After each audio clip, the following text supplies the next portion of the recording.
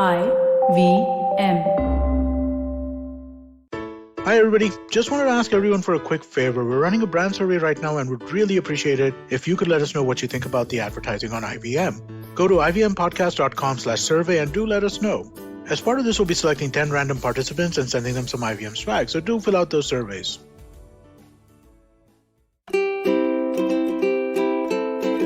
Hello and welcome to the Habit Coach Podcast, the bite-sized podcast filled with quick and easy actionable habits.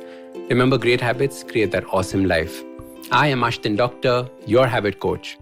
And today's fun fact of the day has to do with military marching. Did you know that the origin of marching started so that soldiers would not get lost? Back in the day, foot soldiers were the main fighting force of an army. And in order to go to battle, the soldiers or warriors had to cover large distances on foot, set up camps, cross rivers and mountain passes, and deal with crazy weather and all other such issues. And very often along the way to the battle, an army's fighting force would begin to dwindle. Say 2,000 men would start off for the battlefield, but only 1,800 men would arrive. 200 men would have been lost along the way. Not to death or something like that, but just lost. And they might have taken the wrong path or stayed at one camp too long and hence did not arrive at the battlefield on time. Can you imagine? It's as good as 200 people being dead for the war. So as a result, marching was invented, where the whole fighting force was broken up into smaller groups that stayed together and walked together. Soon, the walking speed was drilled into the soldiers so that the commanders had an accurate understanding of the speed at which the whole force was moving. And when I was in school, I used to take part in the marching practice. I hated it. I only took part in it so that I could bunk a few classes. What was the point of all of us learning how to walk in this funny manner? Often losing my timing with the rest of the group. Left, left, left, right, left. And the thought of it just brings back memories of that dusty ground that we were practicing on. One of the commands rings in my ears still. Attention! And as a child, it meant nothing to me. But as your habit coach, it is something that I focus on a lot. Because back then, attention was just a word. But now I've realized that it is a superpower. Attention is the parameter for the quality of your life. Where your attention goes, your life will go as well. If you don't have attention, you don't have a life. If you think about it, the biggest businesses of our generation are all attention-based businesses. Instagram, news channels, Twitter, YouTube, Netflix, casinos, online shopping, porn, each worth billions and trillions of dollars. Each using only one real currency, your attention. Different people have different categories of attention. One kind of person is focused on being cunning, only looking for ways in which he can make a quick buck, on ways he can get more than he deserves, on ways that he can cheat others. Notice if your mind is like this. It is a mind that can never be calm because it can never be satisfied. It is a mind that makes a living hell for themselves and for the people around them. Then there are the people who have no direction in their attention. These are the people who are blabbermouths. They just keep talking without thinking. They speak a lot, but in the end, they have said nothing. They're so distracted and disoriented with life. They forget where they put things. They're clumsy because they don't have attention of where their body is in space and the world around them. A person like this is never at ease because they don't feel like their life is going anywhere. And this is because their attention is not going anywhere. The third kind are the rigid fanatics. Their attention is on one thing and one thing only. And if you talk to them about something else, they will ignore you totally and dismiss you off. And this does not have to be about religion. We have fanatics about their work. All day and night, they focus only on one thing. We have fanatics about exercise. All day and night, they focus on exercise and protein powders, etc. And we have all sorts of fanatics. And I know you would know such people. Their lives are boring. One shade, no change. no character. The fourth are the worriers. Their mind and attention immediately goes to the problems. They are constantly fearful.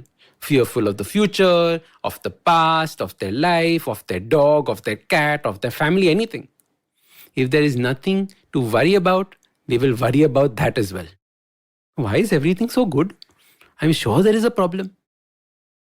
These kinds of people destroy perfect relationships because they don't believe there can be this good. But more importantly, because they're looking for the problem in everything. How can a warrior be peaceful and calm? Their attention is on the negative and cannot see the positive in anything. Now, I want you to think about these four. Do you know people who fall into these categories? Then I want you to ask yourself, which category do you fall into? You might be a mix of these categories as well, but there will be one dominant part. Because that is the way your attention resides. That is the place your attention resides. And as your habit coach, I want you to learn about attention and be aware of where you spend your attention. Think of attention as money. If you wake up and had $1,000 worth of attention, where would you end up spending it throughout a day? Is it spent in distractions like porn and TV? Is it spent in cunning? Is it spent on your loved ones, worrying about them and obsessing about them? And I will do many podcasts and YouTube videos on attention because learning and practicing attention will change your life.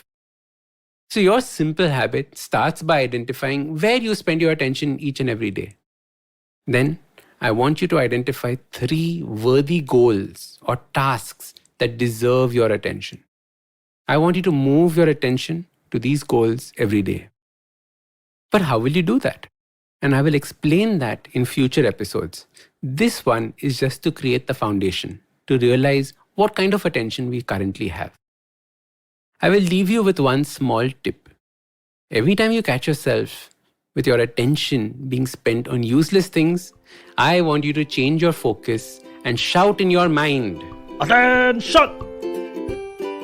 So start these habits and share with us your progress using the hashtag #TheHabitCoach. If you like this podcast, don't forget to check out other interesting podcasts on the IVM network. You can listen to us on the IVM Podcast app or ivmpodcast.com. You can also follow us on social media. We are at IVM Podcasts on Twitter and Instagram. If you want to reach out to me, I am Ashdin Doc on Twitter and Instagram. You can find lots more information on my website, awesome180.com. or check out different content on my YouTube channel called AWESOME180. That's Awesome 180. I hope you enjoyed that show. Let me tell you a little bit about what happened on the IVM Podcast Network this week. On Cyrus Says, Cyrus was joined by Irfan Pabani, who is an old friend of his. They talk about the rich flavors of Indian food and Parsi food specifically. He was also joined by author and historian William Dalrymple. They discuss literature, history, and the culture of the Indian subcontinent.